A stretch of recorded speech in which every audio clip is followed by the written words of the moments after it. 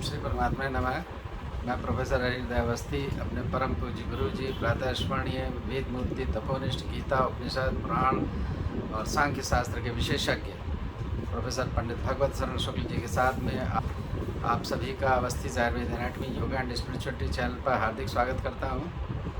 हम लोग सांख्य कारिका की 10वीं कारिका पर चर्चा गुरु जी कर रहे हैं और ज्ञान प्रदान कर रहे हैं, जिसमें व्यक्त और अव्यक्त का साधर्म्य और वैधर्म्य, मतलब उनकी एकता या किस तरीके से वो एक हैं और किस तरीके से अलग अलग हैं, भेद है उनमें, उसका विवरण गुरु जी करेंगे आज। तो हम लोग चलते हैं गुरु जी की। नमोस्तुनंताय सहस्रमूर्तये सहस्रपादाक्ष शिरोरुबाहवे सहस्रनाम्ने पुरुषाय शाश्वते सहस्रकोटि युगधारणे नमः। कृष्णाय वासुदेवाय हरे परमात्मने प्रणतक्लेशनाशाय गोविंदाय नमो नमः। इस चैनल से संबद्ध सभी विद्वद्गण, सभी जिज्ञासु छात्रवृंद, सहृदय सज्जनवृंद एवं इस चैनल के संस्थापक तथा प्रबंधक आचार्य हरिहृदय अवस्थी जी, सांख्य शास्त्र के इस विचार परंपरा में आप सबका स्वागत है। संप्रति 10वीं कारिका पर विचार हो रहा है, जिसमें हेतुमत अनित्यम अव्यापि सक्रियम अनेकम आश्रितम लिंगम सावयम परतंत्रम, इतने जो इनके साधर्म बताए गए हैं, व्यक्त के और अव्यक्त के,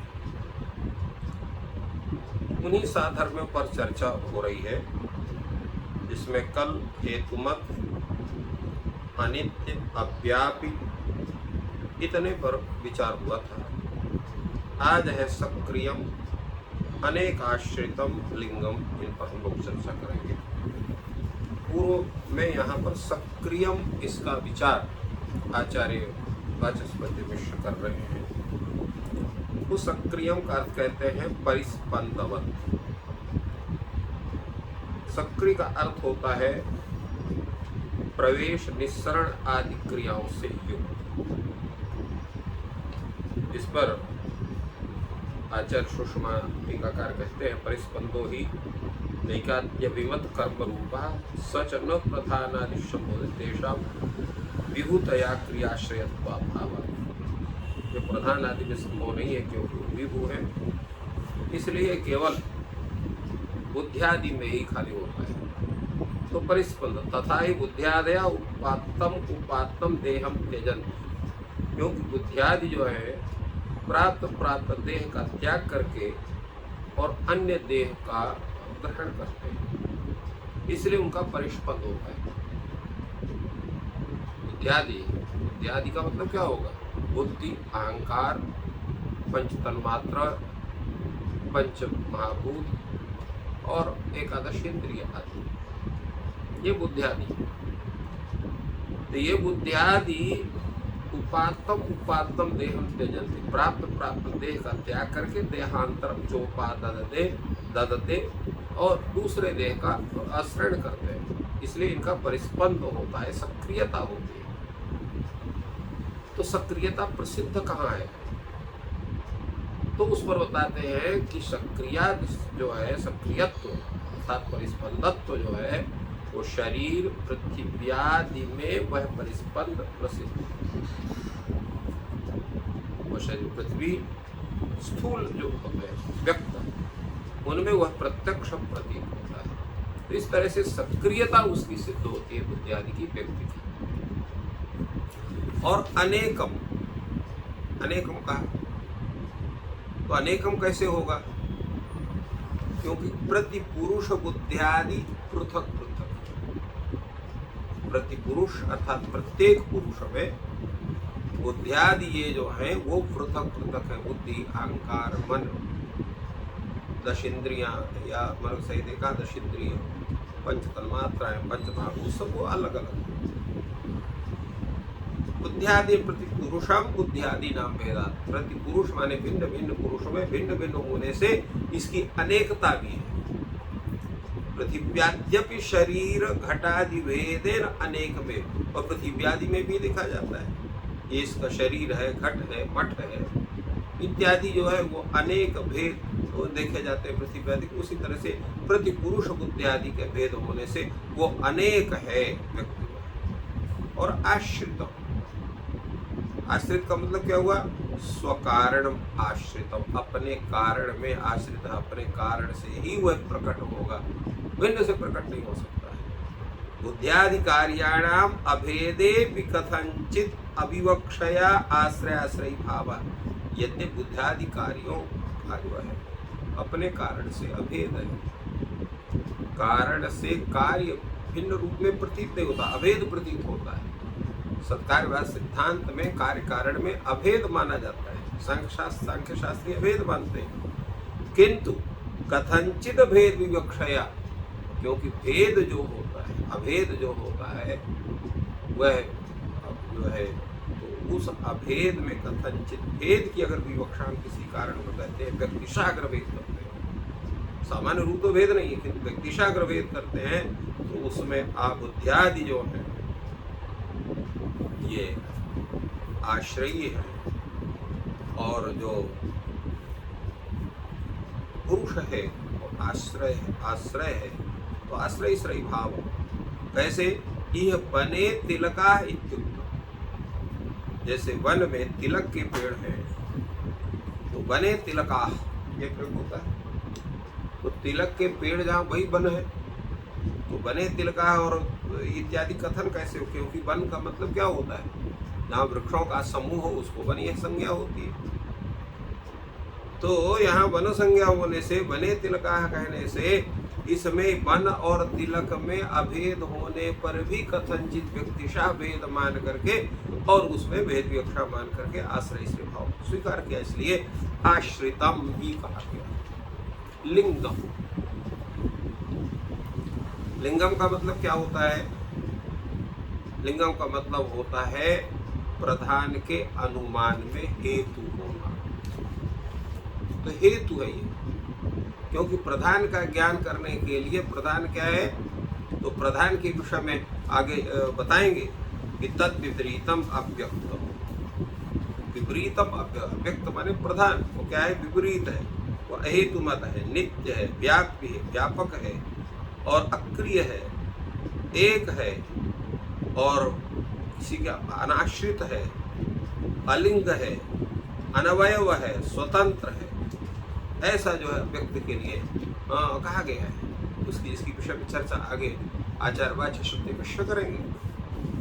तो लिंगम है ये प्रधान, प्रधान से किसका लिंग है? तो प्रधानास्य लिंगम, ये प्रधान के अनुमान में हेतु है। कैसे?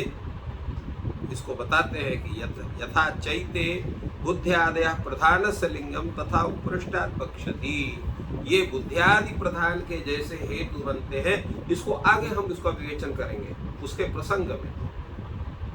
तो प्रधानम तो न प्रधान से लिंगम, पुरुष से लिंगम भवति, यद्यपि जो प्रधान है, प्रधानम तो न प्रधान से लिंगम, प्रधान जो है प्रधान का लिंग नहीं होता, पुरुषस्य लिंगम भवदपि प्रधानम न प्रधानस्य लिंगम कहते हैं। जो प्रकृति है तो उसी का नाम प्रधान है। तो प्रधान स्वयं प्रधान का लिंग नहीं होता है, यदि पुरुष का लिंग होता है, पुरुष की जानकारी भी प्रकृति के माध्यम से होती है। तो पुरुषस्य लिंगम भवदपि प्रधानम न प्रधानस्य लिंगम भवति, प्रधान जो है वो पुरुष का लिंग होते हुए भी स्वयं अपना अर्थात प्रधान का लिंग नहीं होता। प्रधान तो न प्रधान से लिंगम पुरुष से लिंगम भवदपि भाव, इस तरह से यहाँ पर इन्होंने विचार किया। आगे कहते हैं सावयवम, तो ये अवयव का मतलब क्या हुआ? सावयव का मतलब होता है अवयव से युक्त, अवयवनम अवयवः, अवयवानाम अवयवीनाम मिथा संश्लेषा मिश्रण संयोग इत्यादि। सावयव का अर्थ है अवयवान, अवयवनम अवयव, भाव अर्थ में यहाँ पर प्रत्यय है अवयवनम अवयव। तो अवयव, इसका अर्थ क्या होगा? अवयवानाम अवयविनाम मिथा संश्लेषा, अवयव और अवयवी का परस्पर संश्लेष, मिश्रण, संयोग, उसको कहते हैं सावयवत्व। अप्राप्ति पूर्विका प्राप्ति संयोग है, जो पहले प्राप्ति नहीं है उसकी जो प्राप्ति हो जाना, प्राप्ति पूर्विका प्राप्ति संयोग। अप्राप्ति पूर्विका जो प्राप्ति है, माने जिसको पहले प्राप्त नहीं किया गया बाद में प्राप्त किया जा रहा है, उसी को संयोग कहेंगे। और उस संयोग के साथ जो वर्तमान हो, जो स्थित हो, उसको सावयव कहते हैं। अर्थात जो है वो संश्लेष मिश्रण से संयोग से होता है। कैसे? तथा ही पृथिव्यादा परस्परम संयोज्यन्ते एवं अन्ये न तो प्रधान से बुद्ध्यादि संयोगा तादात्म्य। पृथिव्यादि जो है वो परस्पर में संयुक्त होते हैं, क्योंकि द्रव्य द्रव्यो संयोग संबंध है, द्रव्य और द्रव्य का संयोग संबंध होता है। तो पृथिव्यादि जो द्रव्य है उनका परस्पर जो संबंध होगा वो संयोग संबंध होगा। पृथिव्यादया क्या? पृथिव्यादि क्या है? द्रव्य। पृथ्वी जल तेज वायु आकाश काल दिग आत्मा मन। तो इनका जो है ये क्या है? ये पृथिव्यादि जो द्रव्य है ये परस्पर में इनका संयोग होता है। पृथिव्यादया परस्पर संयुज्यन्ते एवं अन्य भी, इस प्रकार अन्य भी संयुक्त होते हैं आपस में, किंतु न तो प्रधान से बुद्धियादि संयोग। प्रधान जो प्रकृति है उसका बुद्धि अहंकार इत्यादि के साथ संयोग नहीं होता। क्यों नहीं संयोग होता है? तो संयोग इसलिए नहीं होता कि संयोग भिन्न का होता है, अभिन्न का नहीं होता है। और जो है बुद्धियादि का प्रधान के साथ तादात्म्य है, अर्थात अभेद है, क्योंकि जो प्रधान है वो कारण है, बुद्धियादि क्या है? कार्य है। तो कार्य कारण में अभेद संबंध मानते हैं जो है ये नहीं, जो है ये सांख्य शास्त्री। तो नापि सत्वरजतम परस्परम संयोग, ये जो सत्व रजस तमस ये तीनों गुण है इनमें भी परस्पर संयोग नहीं होता। कहा क्यों? कहा अप्राप्तेर अभावात्, इनकी अप्राप्ति नहीं है। तो अप्राप्ति पूर्विका प्राप्ति होना चाहिए, तो पहले अप्राप्ति होना चाहिए। तो जब अप्राप्ति होगा तब तो इनकी प्राप्ति हो, तो अप्राप्ति पूर्विका प्राप्ति है। तो इनकी क्या है? जो सत्व रजस तमस इनका परस्पर जो है संयोग इनका नहीं बनता। क्यों नहीं संयोग बनता? उसको उन्होंने बताया कि सत्व रजस तमस इत्यादि गुणों का परस्पर संयोग जो है इनका नहीं होता है, इसलिए प्रकृति संयोगानुयोगी मानी जाती है। परस्पर संयोगा नापि सत्वरजतम परस्पर संयोग अप्राप्तेर अभावात्, क्योंकि प्राप्ति नहीं है, इसलिए यहाँ पर कहा सत्वरज और तम इनका परस्पर में संयोग होता है, जिससे ये कहा जा सके प्रकृति में विद्यमान तीनों का परस्पर होने से उस प्रकृति संयोग की वो संयोग की अनुयोगी है, किंतु वे भी सदा प्राप्त रहते हैं, क्योंकि सत्व रजतम इत्यादि जो गुण है इनका भी बुद्धि के साथ सर्व गुणों के साथ संयोग होता है, जिसके लिए कहा जा सकता है दोनों सत्व आदि गुणों का संयोग होता है। इससे प्रकृति संयोगानुपयोगी है, ऐसा तो किसी का जो कथन है उस पर ये कह रहे हैं कि नापि सत्वरजतम सब परस्पर संयोग, सत्वरज तमस का परस्पर संयोग नहीं।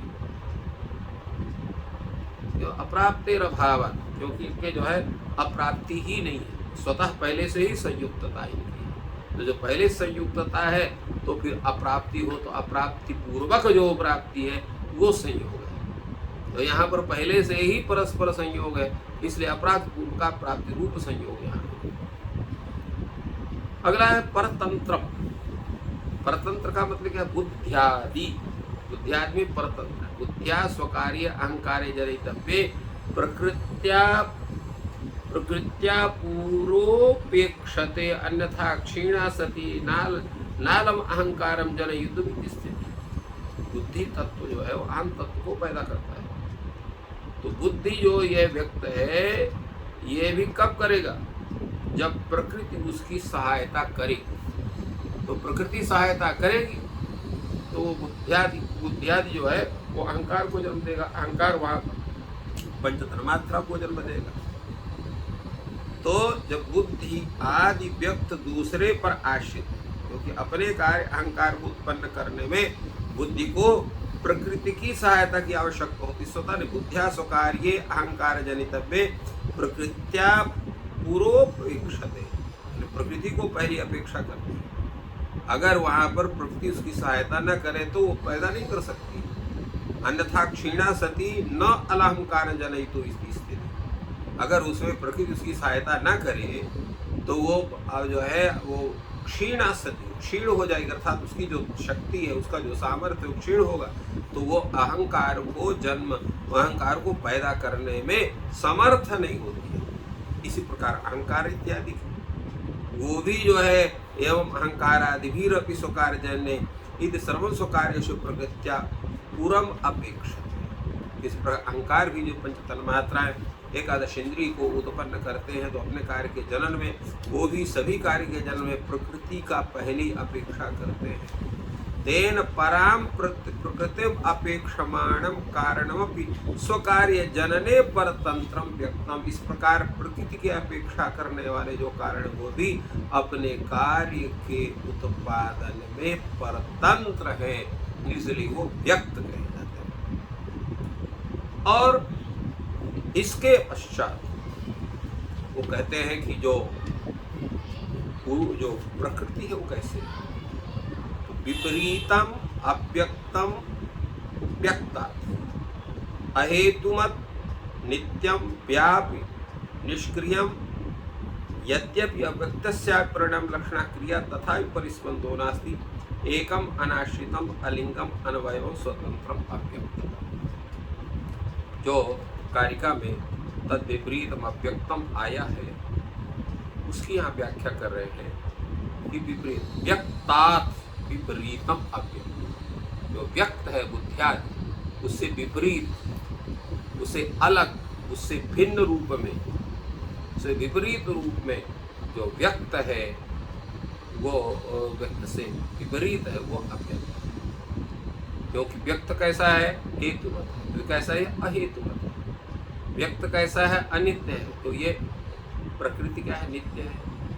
व्यक्त बुद्धि आदि क्या है, वो अव्यापी है, तो ये व्यापी है। वो सक्रिय है, ये निष्क्रिय है। यद्यपि अव्यक्तस्या परिणाम लक्षणा क्रिया, यद्यपि अव्यक्त की भी परिणाम लक्षणा क्रिया है, परिणाम उसके दिखाई पड़ते हैं, परंतु उसमें परिस्पंद नहीं होता, वो प्रति शरीर भिन्न रूप में उपस्थित नहीं होती। तथा परिस्पंदो नास्ति, और वो कैसे अनेक नहीं, एक है और किसी पर आश्रित नहीं है। प्रकृति स्वतंत्र है, एकम अनाश्रितम, और कोई हेतु नहीं उसको सिद्ध करने के लिए। जैसे पूर्व में कहा गया है तो उसका कोई हेतु नहीं, तो अनाश्रितम अलिंगम, और उसका कोई अवयव नहीं है, अनवयवम, और स्वतंत्र, पारतंत्र नहीं है, स्वतंत्र है। बुद्धि आदि का परतंत्र है, क्योंकि वो सब जितने प्रकृति के बिना कोई काम नहीं कर सकते। किंतु प्रकृति स्वतः क्या है, स्वतंत्र है कार्य जनन में, तो स्वतंत्र ऐसा है अव्यक्त। व्यक्त माने प्रकृति का ये लक्षण उन्होंने इस तरह से दोनों में साधर्म और अधर्म क्या है इसका पूरा विवेचन इस कारिका में आचार्य वाचस्पति ने अपने व्याख्यान के द्वारा किया, और स्वयं जो ईश्वर कृष्ण है उस कारिका से संक्षेप में अपने सिद्धांत को पूर्ण रूप से। इस प्रकार गुरु जी ने आज जो है 10वीं कारिका का सरल शब्दों में अर्थ बताया कि व्यक्त और अव्यक्त में साधर्म्य मतलब समानता किस प्रकार है, और वैधर्म यानी कि भेद किस प्रकार है, उसका उल्लेख किया। आपका दिन शुभ हो, ईश्वर आपकी सहायता करें। धन्यवाद।